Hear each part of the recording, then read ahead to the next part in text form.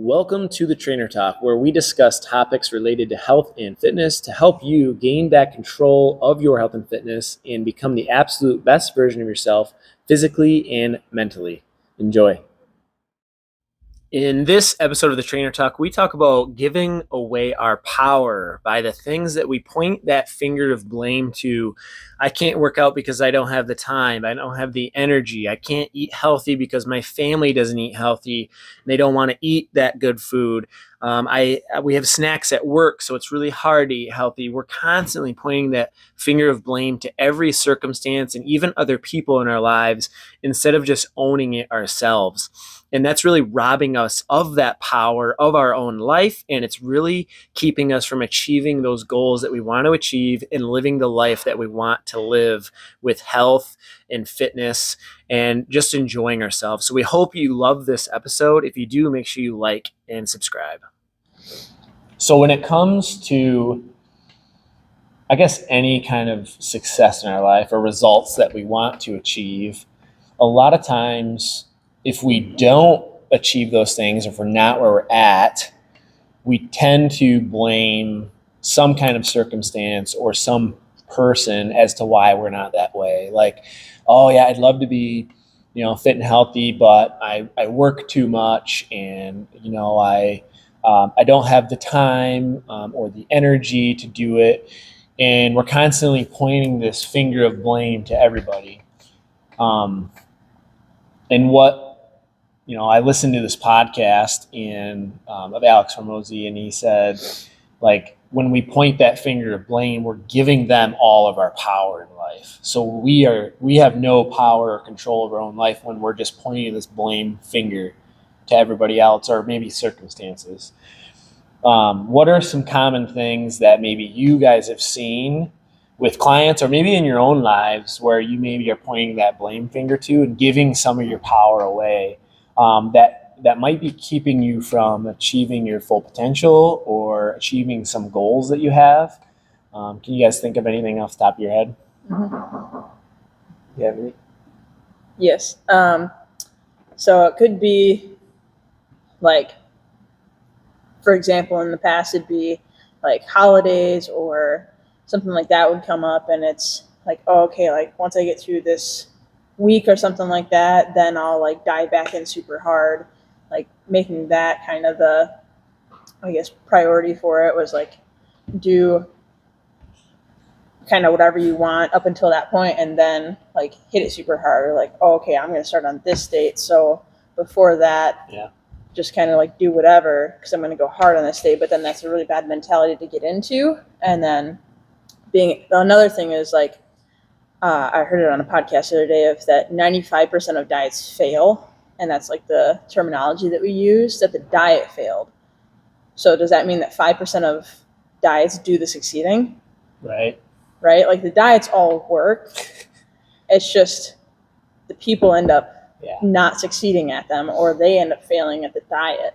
And I mean, that's not necessarily their fault or the diet's fault. It's still the person doing it. They're not taking the ownership. They're putting they all blame the power it on the diet. Yes, like, oh, this diet didn't work. Right, this diet didn't work, or that sort of thing. And instead of saying like, okay, I didn't work with this diet or something. So like they're putting the control on everything else, and they don't have to, like, I guess, accept the failure. Mm-hmm. And I think, we all kind of struggle with that, of accepting that, it's still our fault when we mess up, instead of saying, oh, well, I didn't follow through on this because I didn't have the time, or I didn't follow through on this because such and such got in the way.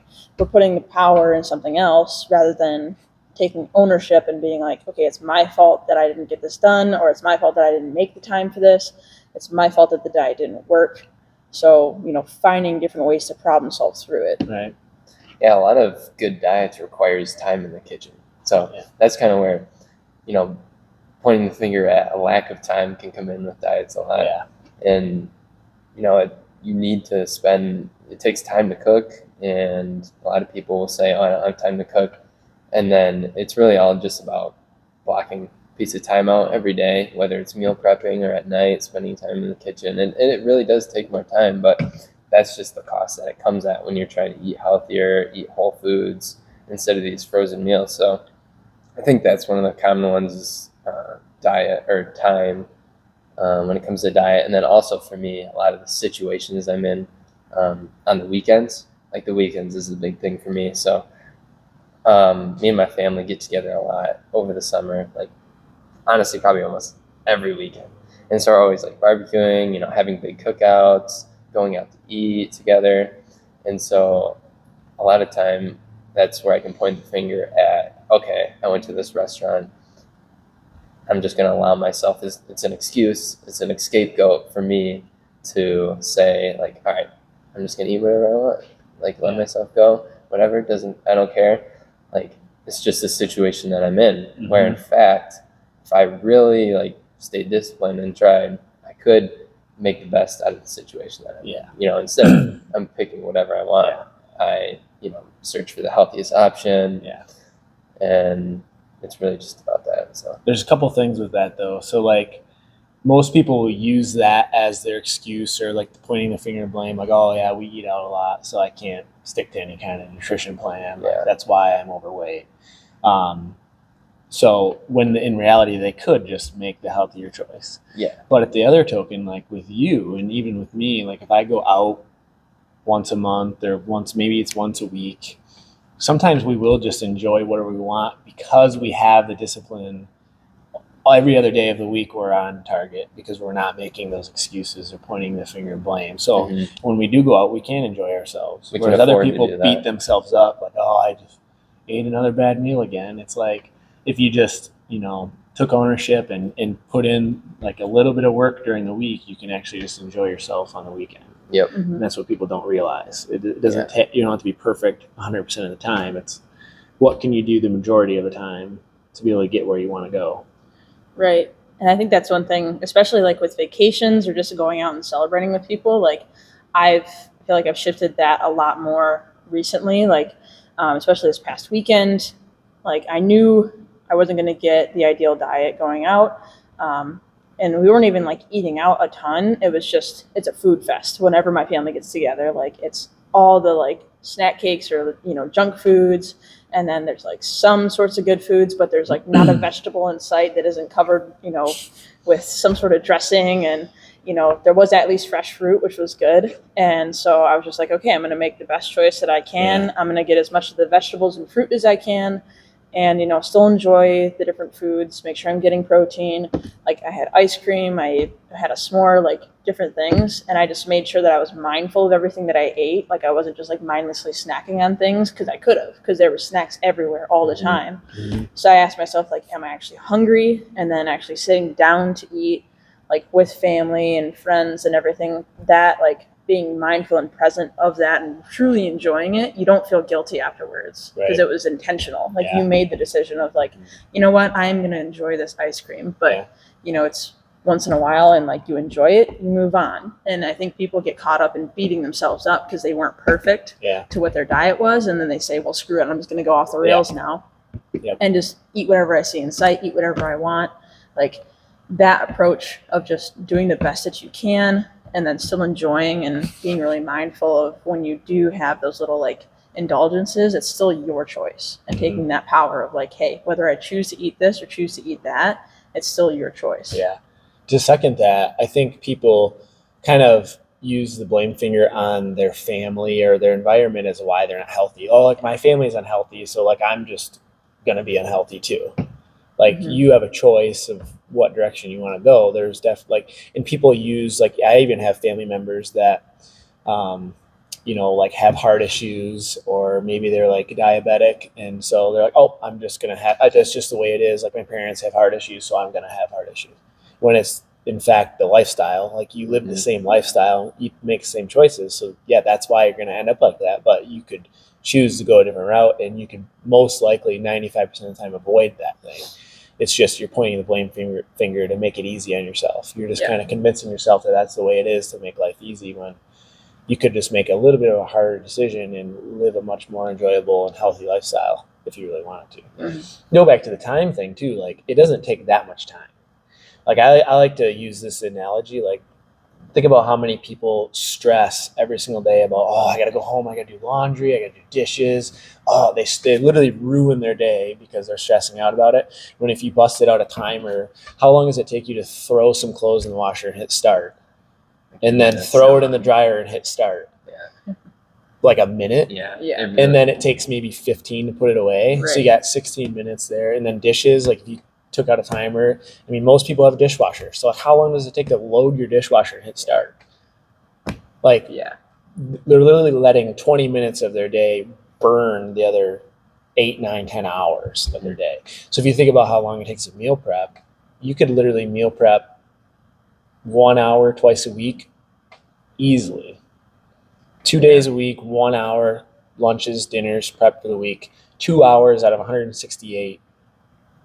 That's like less than 1% of your Yeah. That's like a 1% of your time. It's a little over 1%. And people won't do it because of that. They don't have time. They don't have time to cook. Or it's too expensive. I Yeah. think they're building up all these negative thoughts towards it. And then it's kind of like when we work out, you're like, oh, I don't want to do it. I don't want to do it. But when you're done, you feel great. Yeah. It's like, oh, I don't have time for this. I don't have time for this. Like, I really don't want to do this when I get out of work. Like, I don't want to cook dinner. Like, I'm just so tired. But then you sit down after work and you're just like sitting there doing nothing. So you decided not to, cook dinner and decide to eat out. Yeah. And you do. And you're just like, oh, I regret that. Yeah. And you would have felt so much better if you just took that little extra time, Yep. which by the time you're done is just a very small portion. It's not like it takes a lot of effort, and you feel good after you're done with it. That's a really good point, because like literally just starting anything is the hardest part. Exactly. Like getting dressed and driving to the gym is the hardest part. Like once you're there, you're gonna start working out, and then you're gonna be thankful that you did. Same thing with eating healthy. Like, yeah, it's an inconvenience to spend 5 or 10 minutes like making something healthier compared to getting something fast food. But once you eat that meal, then you're like, okay, I'm really glad I did that because I don't feel like crap right now or whatever. The same thing, like I noticed like on the weekends, I like to just kind of chill and like recover and relax. And I notice even after just a couple hours, I feel like lazy. I feel unproductive. And actually I feel worse than on the days that I'm busy and have to do a lot of things. Mm-hmm. And so when we talk about not having time, like the whole world shut down 3 years ago for COVID. And what did everybody do? They gained 25 pounds. It's like your excuse for not being in shape was you didn't have time. Well, we gave you 3 months of no work. You couldn't leave your house. And what'd you do? You gained a bunch of weight. It's like you had all the time in the world to exercise at home, but you didn't. It's lack of priority, pointing that blame finger instead of just taking ownership. Yeah. Have you ever started something like productivity wise? Have you ever started doing something productive and then just like got on a roll? Every freaking time. Yes. That's like for me, just getting started. Yeah. For me, I notice it when I start any kind of like manual labor type task. So like it could be something even like cleaning the house. It's like you start cleaning the countertop in the kitchen, and then you start picking up, tidying up your shoes, folding blankets, doing laundry, making your it cascades and it builds snowballs on itself. That's exactly why a block of time can just be so productive. Mm-hmm. Yeah. And even just like thinking of like, okay, I'm going to do 2 minutes of cleaning. Like 2 minutes of cleaning is better than none at all. Like, okay, maybe you're not deep cleaning the whole house for an hour, but 2 minutes is better than none. Yeah. And then same thing with like diet is, I mean, even just cooking a meal, like I timed myself yesterday and it took me probably 20 minutes to like prep and cook my meal last night, which was a bunch of vegetables and sweet potatoes and then fried eggs, which was a very odd combination, but it was really, really delicious. Like I finished it, like I got home from work and I usually don't want to cook right when I get home. I'm like, I just want to like relax.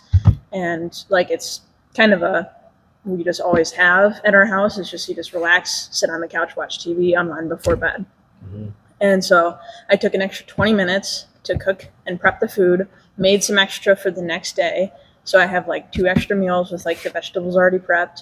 And then like I got to sit down and enjoy the meal. And then it actually spurred my dad because he was like, oh, eggs sound really good. So then he like cut up a bunch of cantaloupe and then he had a couple of fried eggs. And I was like, oh, okay. So like just me doing that actually kind of spurred him to have like a healthier choice versus like he usually goes for like desserts and treats and stuff like that. And I don't know if it's just subconsciously made him want to have eggs or something like that, like a healthier version. But I thought that was kind of interesting. Just like I was there cooking a healthy meal with like vegetables and the eggs, and then he went for something a little bit healthier than what he typically would. Yeah. Kind of goes, it's kind of like an example of your environment, right? Yeah. Like he was in an environment where, okay, my daughter's making a healthy meal. I kind of want to make a healthy meal. Like it all starts with you, you know, like, you know, for a lot of the parents that we work with, like they're afraid to start something because like, oh, my family won't eat healthy or my family won't exercise. And so they're pointing that blame finger on their family. But what they don't realize is that they just, you know, take that action, make that sacrifice and invest in themselves and take the time, that it doesn't take long for the family to catch on. Like how many kids do we have coming in with their parents now to work out with them, even their husbands coming in and working out in the gym. There's a handful of full families that are coming in and working out in the gym and living a healthier lifestyle just because it started with one of them. And to go back to like your meal prep example, like the meal I just had, like I have 3 scrambled eggs with spinach and then 2 turkey sausage patties every day, but I make 6 eggs at a time with 4 patties. So it takes me 7 minutes. So 7 minutes and I've got 2 breakfasts ready to go. Whereas most people are like, oh, I don't have time to make breakfast. So I'm going to go through and grab a wrap at McDonald's with a coffee. I don't know about you guys, but every time I've gone through McDonald's to get Katie a coffee, it takes me longer than 7 minutes. Yeah. Like I've actually drove away from McDonald's without her coffee before because it took so long. I felt like I was just wasting my time. I'm like, sorry, Katie, I can't wait here anymore for a freaking coffee. Like I could have made you a coffee and breakfast by now. So I don't know. I feel like we're just using way too many excuses, taking the comfortable kind of lazy route. Really. It's easy to, as soon as difficulties and some barriers come into life that we have to try and cross over, or starting new things, trying new things, it's easy to point to the easiest excuse not to do that. It's super easy to find any excuse possible. And a lot of times it's honestly what people do. Yeah, just take like the comfortable way, the easy way. Like it's going to take more effort to cook your own meal because you have to like do the work. But once you're doing it, it's not as bad once you're in it. Like you just have to start. So like there's like a 5-second rule where it's you count down 5, 4, 3, 2, 1, and then take action, because otherwise your brain starts to talk yourself out of it. So if you have the idea, oh, I should make dinner, you go 5, 4, 3, 2, 1. All right, start prepping your vegetables or whatever, like start washing that. And then it's just step by step, okay, just go through it. Or it's working out, maybe it's starting a Metcon, we do 3, 2, 1, go, right? So it's like gives yourself 3 seconds to get into the right mindset to go into it. Even if you're like dreading it, I'm like, you just have to hit the timer and it's a 10-second countdown. Like I'm just dreading it and I'm like, you know, doing around for like 10 minutes and I was like, okay, now I just have to like hit the timer and go. Force yourself to do it. And so like once you kind of get that, you can kind of switch gears, and like this is just how the human brain works. Like you'll just switch gears and you'll focus on that, whatever task is at hand, rather than just like sitting, and then you feel so much better afterwards. So it's very rewarding doing that. I was just thinking like really, really short, uncomfortable circumstances lead to being comfortable. Like it's uncomfortable to start a workout, but then you feel better all day. So it's a positive. You're happy that you did that. And I feel like people just choose the more comfortable route in the moment, and then they're more uncomfortable throughout the day or for their life. Like it's more comfortable to go home and sit on the couch and turn on Netflix than it is to go for a walk or make a dinner and then go for a walk or something like that. But over time, what's like one of the most common goals for all of our clients is they're uncomfortable in their own skin. They're uncomfortable with their life. They're not confident. So by making the uncomfortable choice every day, could be a 30-minute workout, 10 minutes to make a meal. Yes, it's uncomfortable in the moment, but it's such a small percentage of your day and your time to have a dramatically more comfortable lifestyle. Yes. You should be seeking discomfort, honestly. Embrace it. Yeah.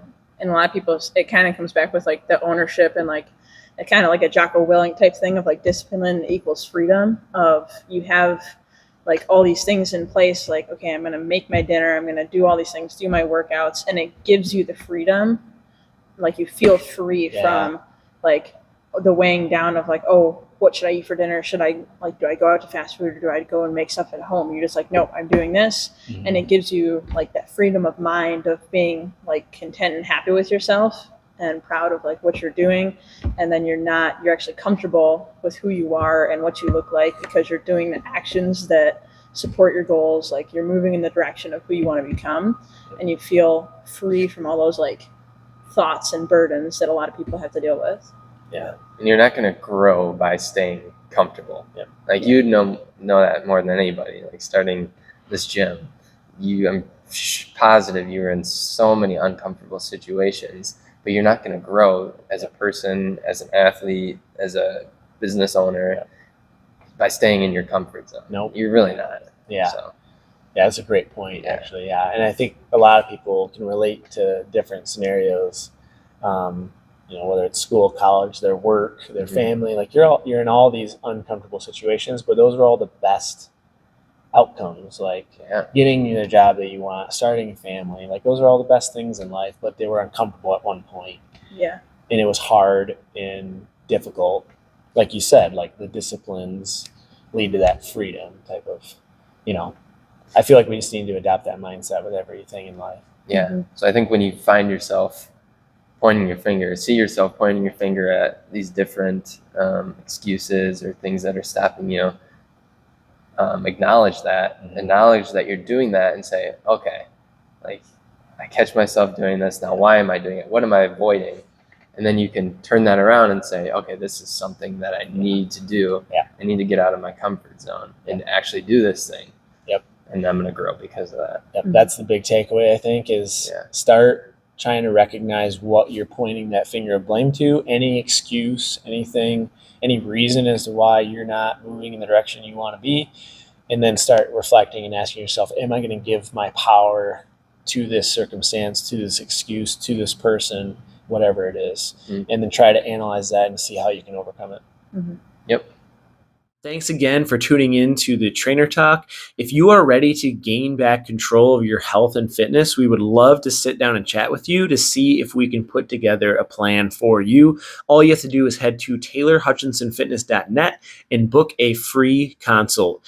Again, make sure you like and subscribe if you like the video, and hopefully we'll see you soon.